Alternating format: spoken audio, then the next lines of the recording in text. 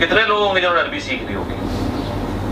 چونکہ اکثریت کو نہیں آتی ہے، لہٰذا ان کے لیے پھر ایک اور طریقہ میں نے تجویز کیا ہے جو اذان کے وقفے کے بعد بتاتے ہیں انشاءاللہ۔ ہاں جناب، طریقہ یہ ہے کہ آپ اپنے جو موبائل فون ہے، اسمارٹ فون، ان کا پازیٹیو یوز بھی کریں، اسے ایئر فلائٹ موڈ میں کریں۔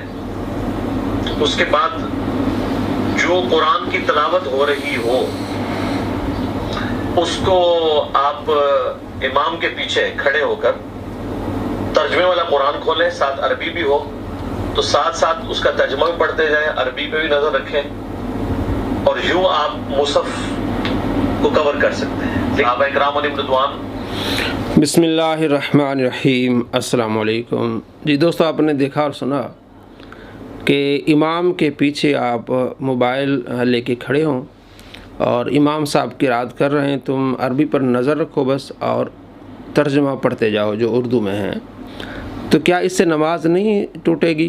بالکل ٹوٹے گی، کیونکہ امام قرات کر رہا ہے، تم پیچھے اردو پڑھ رہے ہو۔ ایک بات۔ دوسری بات یہ کہ یہ قرآن کی مخالف ہے، حدیث کے مخالف ہے۔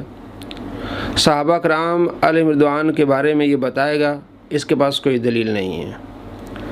قرآن مجید فرقان حمید میں اللہ کریم فرماتا ہے، سورہ الاعراف آیت نمبر 204، اعوذ باللہ من الشیطان الرجیم، بسم اللہ الرحمن الرحیم، وَإِذَا قُرِئَ الْقُرْآنُ فَاسْتَمِعُوا لَهُ وَأَنصِتُوا لَعَلَّكُمْ تُرْحَمُونَ۔ جب قرآن پاک پڑھا جائے غور سے سنو، خاموش رہو تاکہ تم پر رحم کیا جائے۔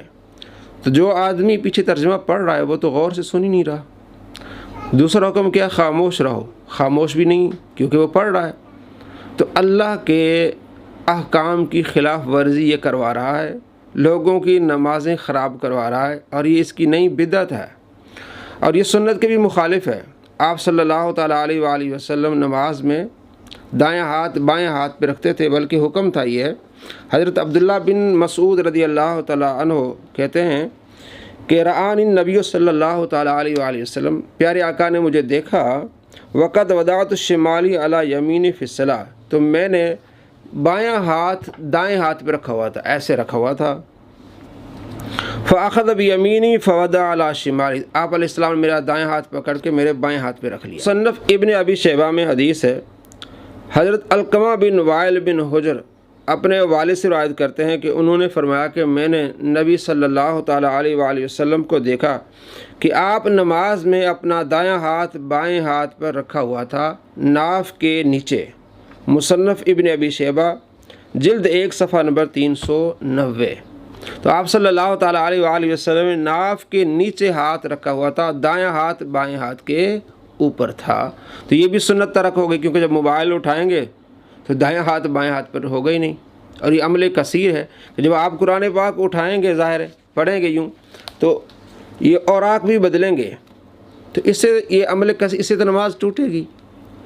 تو یہ شخص لوگوں کے ایمان پر بھی ڈاکہ ڈال رہا ہے اور لوگوں کی نمازوں پر بھی ڈاکہ ڈال رہا ہے۔ تو اس طرح، اور قرآن پاک میں اللہ کیا فرماتا ہے؟ سورہ بقرہ آیت نمبر 144، ولی وجہ کا شطر المسجد الحرام، حکم یہ ہے کہ آپ نے اپنا چہرہ مسجد حرام کی طرف کرنا ہے۔ تو جس نے قرآن پاک اٹھانا ہے اور کبھی رکھنا ہے کبھی اٹھانا ہے، تو اس کا چہرہ جو ہے وہ قبلے سے پھرے گا، قرآن کی مخالف، سنت کی مخالف، آپ صلی اللہ تعالیٰ علیہ وآلہ وسلم کے طریقے کی مخالف۔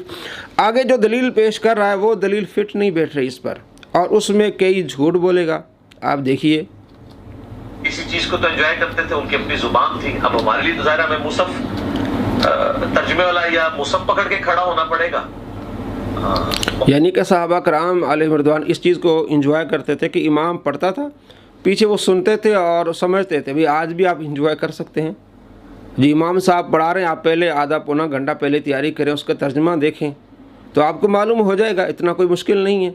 لیکن اس طرح کہ پیچھے قرآن پاک اٹھا لیں اور ورقے بدلیں، بلکہ موبائل سے دیکھ کے پڑھیں اور ترجمہ پڑھتے جائیں، یہ تو نماز ٹوٹنے والی بات ہے۔ نماز میں آپ اردو میں باتیں کر رہے ہیں، ترجمہ پڑھ رہے ہیں، انگلش میں ترجمہ پڑھ رہے ہیں، تو یہ عمل کثیر، اس سے نماز خراب ہوگی، نماز ٹوٹے گی۔ تو یہ بہت برا طریقہ ہوگا اور یہ بدعت ہوگا۔ اور بدعت کے بارے میں جس طرح ان کے الفاظ ہیں کہ جو بدعت کو ایجاد کرنے والے ہوتے ہیں ان کا ٹھکانہ کیا ہوتا ہے، یہ خود حدیث سے پڑھیں اور اس سے سبق حاصل کریں۔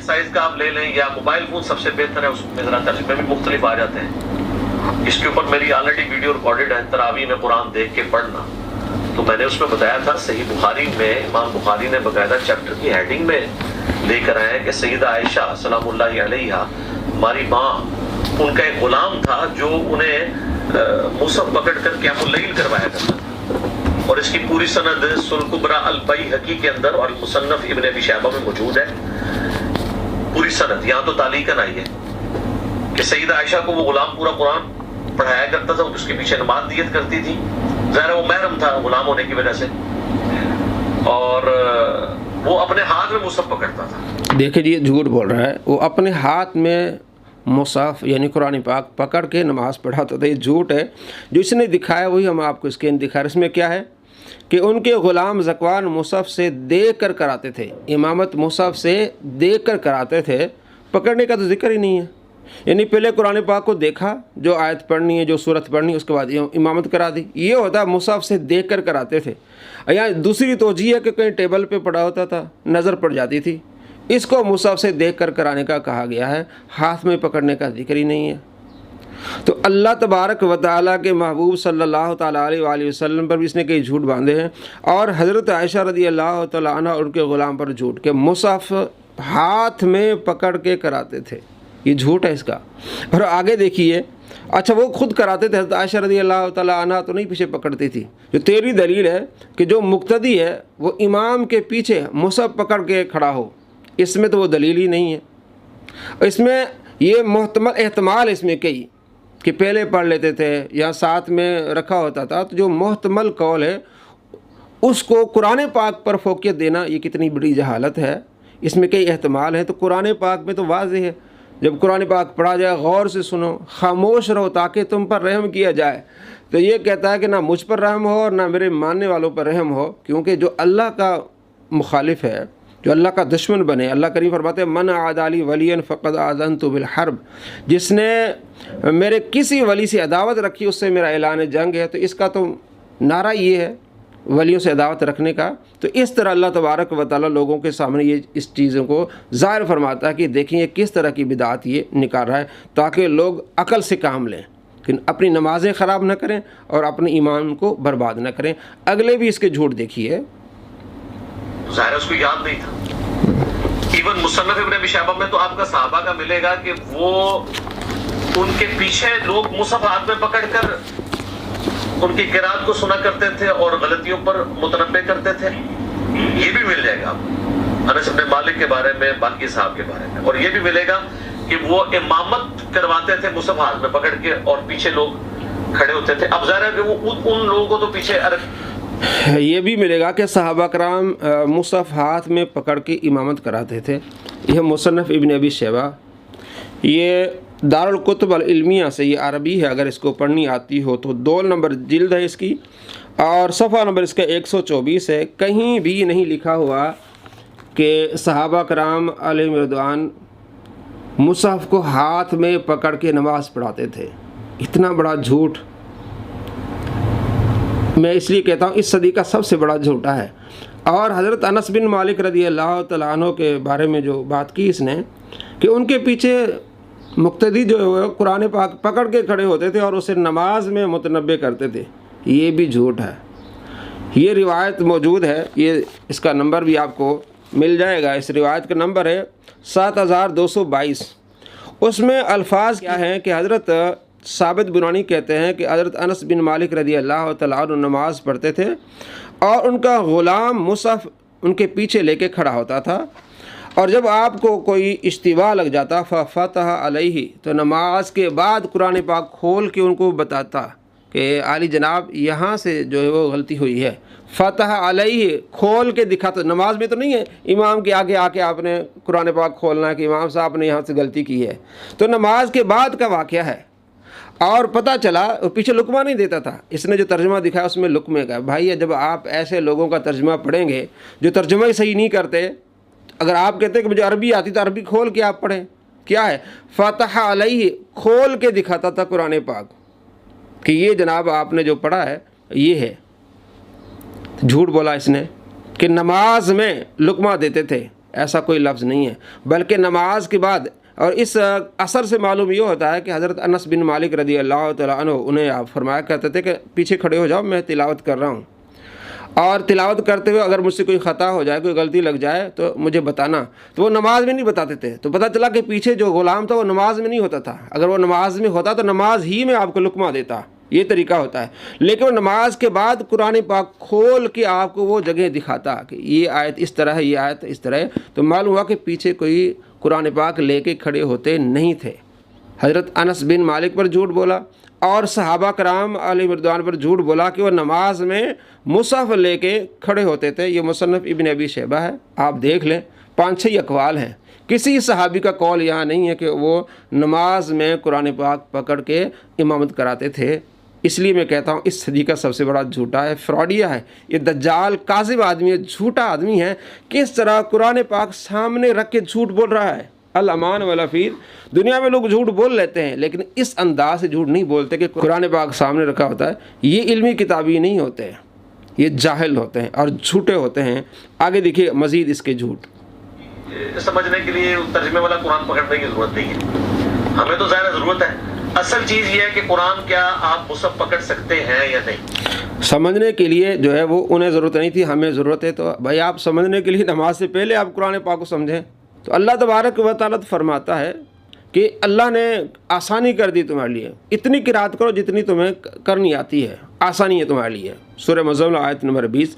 تو اپنے آپ کو مشکل میں ڈالنا یہ تو اللہ تبارک و تعالیٰ کا طریقہ نہیں ہے۔ اگر آپ قرآن پاک سمجھنا چاہتے ہیں تو آپ پڑھیں، صبح و شام پڑھیں، اس سے پہلے دیکھیں کہ امام کون سی آیت پڑھتا ہے، اس کا ترجمہ دیکھیں، آپ کو معلوم ہو جائے گا۔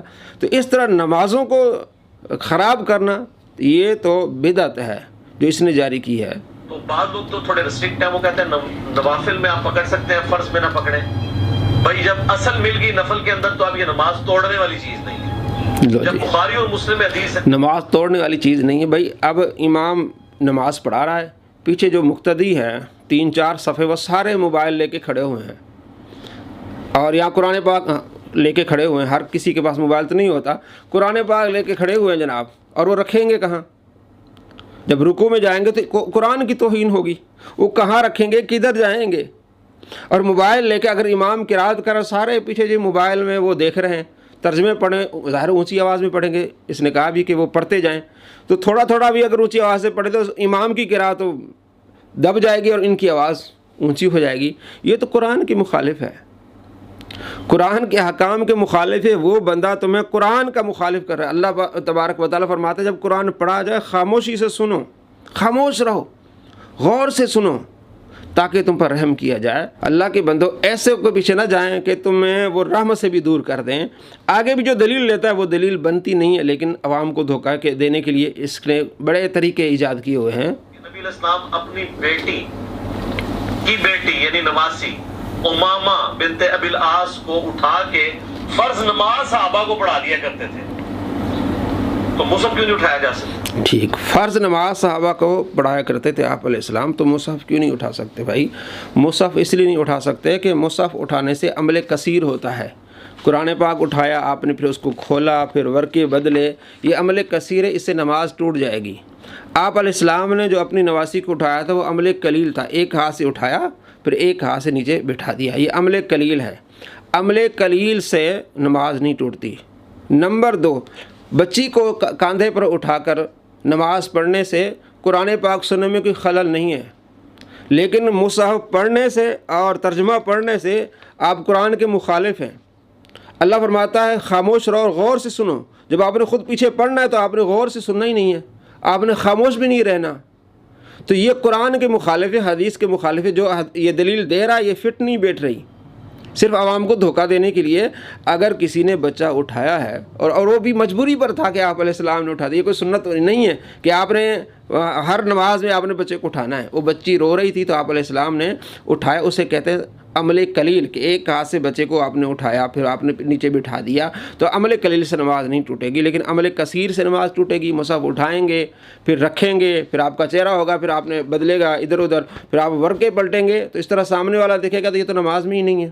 اور قرآن آپ غور سے نہیں سنیں گے، آپ خاموش نہیں رہیں گے، تو بچی اٹھاتے وقت ایسی چیزیں نہیں ہوتی، تو اس لیے بچی اٹھا کر نماز پڑھنا ہو جائے گا۔ قرآن پاک اٹھا کر اس لحاظ سے کہ پیچھے آپ نے تلاوت کرنی ہے، آپ نے ترجمہ پڑھنا ہے، تو آپ کی نماز کیا ہو جائے گی؟ فاسد ہو جائے گی۔ تو یہ شخص جس طرح کی دلیلیں دے رہا ہے عوام کے لیے جن کو نہیں پتہ، جو اہل علم ہے انہیں پتہ ہے کہ یہ کتنی غلط تبلیغ کر رہا ہے، تو اس لیے یہ شخص سب سے زیادہ علماء کے مخالف ہے، انہیں گندی گالیاں دیتا ہے۔ کیوں کہ علماء اس کی جو جہالت ہے وہ عوام کے سامنے لاتے ہیں، کبھی کتنا بڑا جاہل بندہ، اس کے پیچھے جاؤ گے ایمان خراب کرو گے، اپنی نمازیں خراب کرو گے۔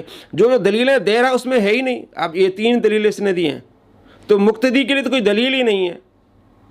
اس نے جو ایک بدعت گھڑی اس کے لیے کوئی دلیل ہی نہیں تھی، اور وہ قرآن پاک کے مخالف ہے، تو وہ عمل کرنا جو قرآن پاک کے مخالف ہے، تو اللہ فرماتے ہیں اس پر پھر رحم نہیں کیا جائے گا۔